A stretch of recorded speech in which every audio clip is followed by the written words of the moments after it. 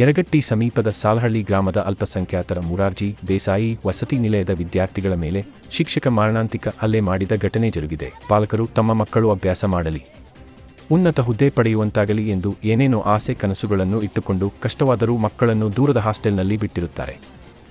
ಆದರೆ ಅಲ್ಲಿ ಅವರು ಆರೋಗ್ಯವಾಗಿಲ್ಲ ಅಥವಾ ಸಮಸ್ಯೆ ಅನುಭವಿಸುತ್ತಿದ್ದಾರೆ ಎಂದು ಗೊತ್ತಾದರೆ ಪಾಲಕರು ಸಮಾಧಾನದಿಂದ ಇರಲು ಹೇಗೆ ಸಾಧ್ಯ?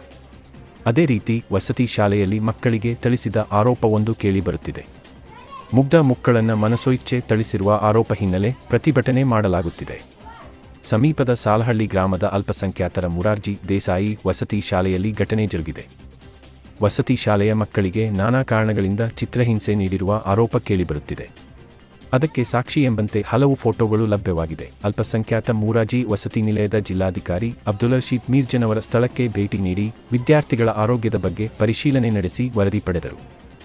ನಂತರ ಮಾಧ್ಯಮದವರ ಜೊತೆ ಮಾತನಾಡಿ ನಿಯಮಾವಳಿ ಅನುಸಾರ ಪರಿಶೀಲಿಸಿ ಮೇಲಾಧಿಕಾರಿಗಳಿಗೆ ಸೂಕ್ತ ಕ್ರಮ ಕೈಗೊಳ್ಳಲು ಸೂಚಿಸುತ್ತೇನೆ ಎಂದು ಹೇಳಿದರು. ವಿದ್ಯಾರ್ಥಿಗಳ ಪಾಲಕರು ಶಿಕ್ಷಕ ಮಹೇಶ ಹೊಸಗೌಡರ ಅವರನ್ನು ಕೂಡಲೇ ಅಮಾನತು ಮಾಡಬೇಕು ಎಂದು ಆಗ್ರಹಿಸಿದರು. ಏನಾತ ಏನು ಮಾಡಿದ್ರಿ ಸರ್? ಯಾವ ಸರ್ ಬಡ್ದಾರು? ಎದಕ್ಕೆ ಹಾಂ ಎಲ್ಲೆಲ್ಲಿ ಬಡ್ದಾರ? ಹಾಂ ಹಾಂ ಹಾಂ ಹಾಂ ಮತ್ತೇನು ಮಾಡಿದ್ರು?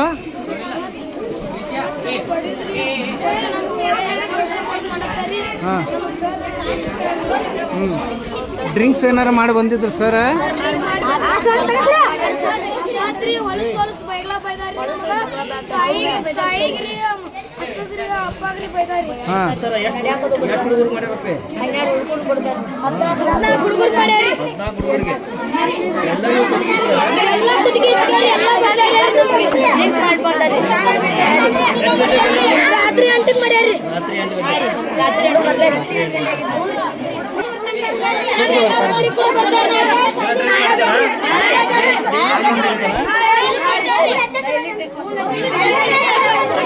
ಬಂದಿದೆ. ಈ ಹಿಂದೆ ಘಟನೆ ಆಗಿತ್ತು.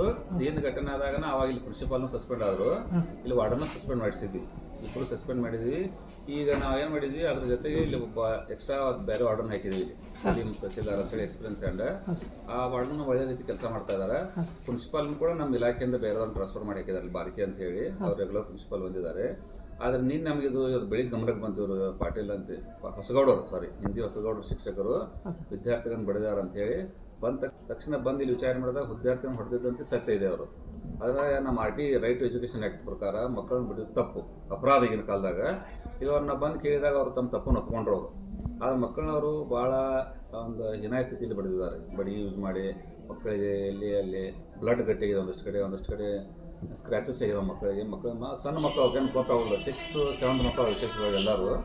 ಆ ಶಿಕ್ಷಕರನ್ನ ಕರ್ಕಿದಾಗ ಪಾಲಕರು ತಮ್ಮ ವೇದನೆ ಅಂತ ಹುಡ್ಕೊಂಡ್ರು. ನಾವು ನಮ್ಮ ಮಕ್ಕಳು ಅಂತೇಳಿ ಬಿಟ್ಟಿರ್ತೇವೆ ನಿಮ್ಮಂತೇಳಿ ಅಂದಾಗ ಅವೆಲ್ಲ ಪಾಲಕರು 24 hours ನಮ್ಮಂತೇಳಿ ಇರ್ತಾರೆ, ನಮ್ಮ ಮಕ್ಕಳು ಅಂತ ತಿಳ್ಕೊಂಡು ನಾವು ನಡಿಬೇಕಾದಾಗ ಆ ಶಿಕ್ಷಕನ ಕರ್ಕಿದಾಗ ಅವ್ರು ಗದ್ದಲ ಮಾಡ್ತಾ ಇದ್ರು, ದಾಂಧಲೆ ಮಾಡ್ತಾ ಬರೋದು ಅಂತೇಳಿ. ಅದೇ ಹೇಳಿದ, ನಿಮ್ಮ ದಾಂಧಲೆ ಮಾಡಲಿ ಗದ್ದಲ ಮಾಡಲಿಪ್ಪ ಹೈಯರ್ ಅಥಾರಿಟಿ ಇರ್ತದೆ ತಿಳಿಸ್ಬೇಕು. ಮತ್ತು ಜ್ಞಾನ ಆಫೀಸಲ್ಲಿ ಬಂದು ಹೇಳಿದ್ರು ಬರೋದು ದೊಡ್ಡ ತಪ್ಪ. ನಾವೀಗ ತಪ್ಪು ಒಪ್ಕೊಂಡ್ರು ನಮ್ಮಂತೇಳಿ. ಅದು ತಪ್ಪು ಒಪ್ಕೊಂಡ್ರೆ ನಮ್ಮಲ್ಲಿ ನಡೆಯೋಲ್ಲ. ಯಾಕಂದ್ರೆ ನಮ್ಮಲ್ಲಿ ಏನಾದ್ರು KCSR ಅಂತ ಇರ್ತದೆ, ನಿಯಮಾವಳಿ. ನಮ್ಮ KCSR ಸರ್ಕಾರಿ ನಿಯಮಾವಳಿ ಇರ್ತಾವೆ. ಆ ನಿಯಮಾನುಸಾರ ಇವತ್ತಿಂದ ಇವತ್ತು ಅವ್ರ ಮೇಲೆ ರಿಪೋರ್ಟ್ ಮಾಡ್ತಾ ಇದ್ದೀವಿ ಸರ್ ನಾವು. ಯಾಕಂದ್ರೆ ಎಲ್ಲ ಮಕ್ಕಳು ಸಹಿ ಮಾಡಿಕೊಟ್ಟಿದ್ದಾರೆ ಏನಾಗಿದೆ ಅಂತೇಳಿ. ನಾವು ಎಲ್ಲ ವಿಡಿಯೋಗ್ರಾಫಿ ಮಾಡ್ಕೊಂಡಿವಿ. ಅದನ್ನು ತೊಗೊಂಡು ನಮ್ಮ ಮೇಲಾಧಿಕಾರಿಗಳ ಗಮನಕ್ಕೆ ತಂದು KCSR ನಿಯಮಾವಳಿ ಏನಿದೆ ಶಿಸ್ತು ಕ್ರಮ ಕೈಗೊಳ್ತೀವಿ. ಮತ್ತು ಆದಷ್ಟು ಅವ್ರನ್ನ ಏನು ಮಾಡ್ತೀವಿ, ಇಲ್ಲಿಂದ ನಾವು ಬೇರೆ ಕಡೆ ಟ್ರಾನ್ಸ್ಫರ್ ಮಾಡೋಕ್ಕೂ ನಮ್ಮ ಇಲಾಖೆಗೆ ಸೂಚನೆ ಮಾಡ್ತಾ ಇದ್ದೀವಿ ಸರ್. ಸೆಕ್ಷನ್ಗೆ ಅದನ್ನ ಬರ್ತಾ ಇದ್ದೀವಿ. ಹೆಂಗಿದೆ ಸರ್, ನಾನು ಹೈಯರ್ ಅಥಾರಿಟಿ ಈಗ ನಾವು KCSR ನಿಯಮಾವಳಿ ಬಿಟ್ಟು ಮಾಡಕ್ಬೋದು ಸರ್. KCSR ನಿಯಮಾವಳಿ ಅಲ್ಲಿ ಆದಂತೆ ಸತ್ಯ ನಾವು ನೋಡಿದೀವಿ, ಪಾಲಕರು ನೋಡಿದಾರೆ, ಮಕ್ಕಳು ಶಿಕ್ಷಕರು ಒಪ್ಕೊಂಡ್ರು. ಈಗಾಗಲೇ ಟ್ರಾನ್ಸ್ಫರ್ ಇಲ್ಲ, ಶಿಕ್ಷೆ ವಿತ್ ಟ್ರಾನ್ಸ್ಫರ್. ನಮ್ಮ ಏನೋ ಪ್ರಿನ್ಸಿಪಲ್ ಕ್ವಶನ್ ಪೇಪರ್ ತೆಗಿಬೇಕಂತ ಅವ್ರದ್ದು. ಅದಕ್ಕೆ ಇದ್ದವ್ರಿಗೆ ಯಾಕೆ ಬಂದಿದ್ದೆ ಅಂತ ಹೇಳಿ. ಈಗ ಯಾಕೆ ಬಂದಿತ್ತು 7:30 ಅಂದಾಗ ನಾನು MOD ಅಂತ ಹಾಕಿರ್ತೀವಿ ಸರ್. ನಾವು MOD ಅಂತ ಪ್ರತಿ ದಿವಸ ಶಿಕ್ಷಕರು ವಿದ್ಯಾರ್ಥಿಗಳು ಎಕ್ಸ್ಟ್ರಾ ಕ್ಲಾಸ್ ತೊಗೋತಾರೆ ಸಾಯಂಕಾಲ ಅವಧಿಯಲ್ಲಿ. ನಿನ್ನೆ ಅವ್ರದ್ದು MOD ಇತ್ತಂತ ಎಕ್ಸ್ಟ್ರಾ ಕ್ಲಾಸ್ ತೊಗೊಳೋದು. ಬಂದು ನಾನು ಕ್ವಶನ್ ಪೇಪರ್ ತೆಗಿತಾ ಇದ್ದೆ. ತೆಗಿವಾಗ ನನಗೆ ಡಿಸ್ಟರ್ಬ್ ಮಾಡಿದ್ರು ಮಕ್ಕಳು. ಅದಕ್ಕೆ ಬಂದೆ ಮಕ್ಕಳು ಮಾತ್ರ ಡಿಸ್ಟರ್ಬ್ ಮಾಡೋರು, ಮಕ್ಕಳು ಗದ್ದಲ ಹಾಕೋರನ್ನ.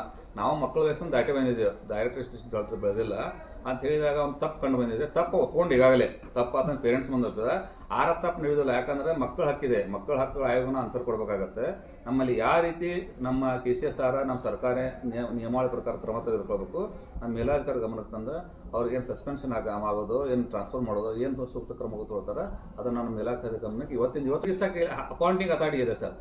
ಈಗ ಯಾವುದೇ ಸರ್ಕಾರಿ ನೌಕರ ಮೇಲೆ ಕ್ರಮ ಕೈಗೊಳ್ಬೇಕಾದ್ರೆ ಅಪಾಯಿಂಟಿಂಗ್ ಅಥಾರಿಟಿ ಯಾರು ಇರ್ತಾರಲ್ಲ, ತಾವೊಂದು ಜಿಲ್ಲಾಧಿಕಾರಿ ಆಗಿಲ್ಲ. ನಾ ಹೇಳ್ತೇನೆ ಸರ್ ಪ್ಲೀಸ್. ಏನಿದೆ ಈಗ BO ಇದ್ರೆ ಶಿಕ್ಷಕರು ತೋರ್ತಾರೆ. ನಮ್ಮ ಎಜುಕೇಷನ್ ಇದು ಮೈನಾರಿಟಿ ಡಿಪಾರ್ಟ್ಮೆಂಟ್ನಲ್ಲಿ ಏನಿದೆ, ನಮ್ಮ ಅಪಾಯಿಂಟಿಂಗ್ ಅಥಾರಿಟಿ ಮಾನ್ಯ ಡೈರೆಕ್ಟರ್ ಸಾಹೇಬರಿಂದ ಅವರೇ ಅವ್ರ ಮೇಲೆ ಕ್ರಮ ಕೈಗೊಳ್ಬೇಕು. ನಾವೇನು ಮಾಡ್ಬೋದು, ಡೆಪ್ಯುಟೇಷನ್ ಮಾಡ್ಬೋದು ಅಷ್ಟೇ ಅವರಿಂದ ಬೇರೆ ಕಡೆಗೆ ತಾತ್ಕಾಲಿಕವಾಗಿ ಕ್ರಮ ಕೈಗೊಳ್ಬೇಕಾದ್ರೆ ಇವತ್ತು ಬರ್ತಾ ಇದೆ ಸರ್ ರಿಪೋರ್ಟ್. ಹಾಗಾಗಿ ಮಕ್ಕಳದಾಯ್ತು, ಪೇರೆಂಟ್ಸ್ ಆಯ್ತು, ನಾವೆಲ್ಲ ಲೇಖಿಯನ್ನು ತೆಗೆದುಕೊಂಡಿದ್ದೀವಿ.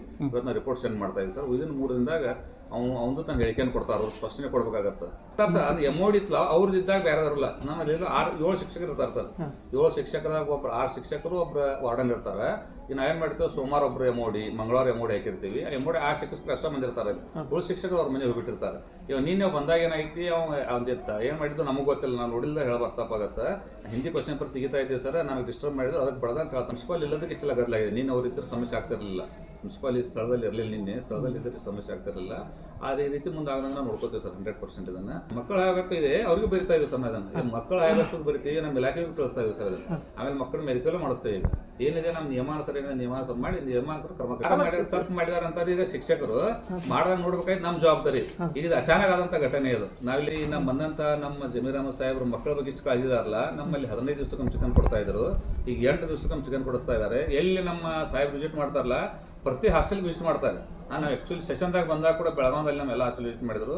ಅಂತ ಆಕ್ಟಿವ್ ಸಚಿವರು ನಾವು ನೋಡಿಲ್ಲ. ಅದು ನಮ್ಮ ಮುಖ್ಯ ಸಚೇತಕರಾದಂಥ ಮಾನ್ಯ ಇಲ್ಲಿ ಶಾಸಕರಾದಂಥ ಪಟ್ಟಣ್ ಸಾಹೇಬ್ ನಾವು ಕೂಡ ಬಂದಿದ್ದಿಲ್ಲ. ಶಾಸಕರು ಬಂದಿಲ್ಲ, ಶಾಸಕರು ಮನೆಗೆ ಬಂದಿದ್ರು ಸರ್. ಅವಾಗ ನಾವು ಪಟ್ಟಣ ಕಡೆ ವಿಡಿಯೋ ತೋರಿಸ್ತೇನೆ. ನಾವು ಪಟ್ಟಣ್ ಸಾಹೇಬ್ ಬಂದರೆ ಅದನ್ನು ಊಟ ಮಾಡಿ ಮಕ್ಕಳ ಜೊತೆಗೆ ಆ ಸಮಸ್ಯೆಯನ್ನು ಬಗೆಹರಿಸಿದ್ವಿ. ಈಗ ಮಿನಿಸ್ಟರ್ ಸಾಹೇಬ್ ಅಂತ ಒತ್ತಡ, ಕೆಲಸದ ಒತ್ತಡದಿಂದ ಬರೋಕ್ಕಾಗಿಲ್ಲ.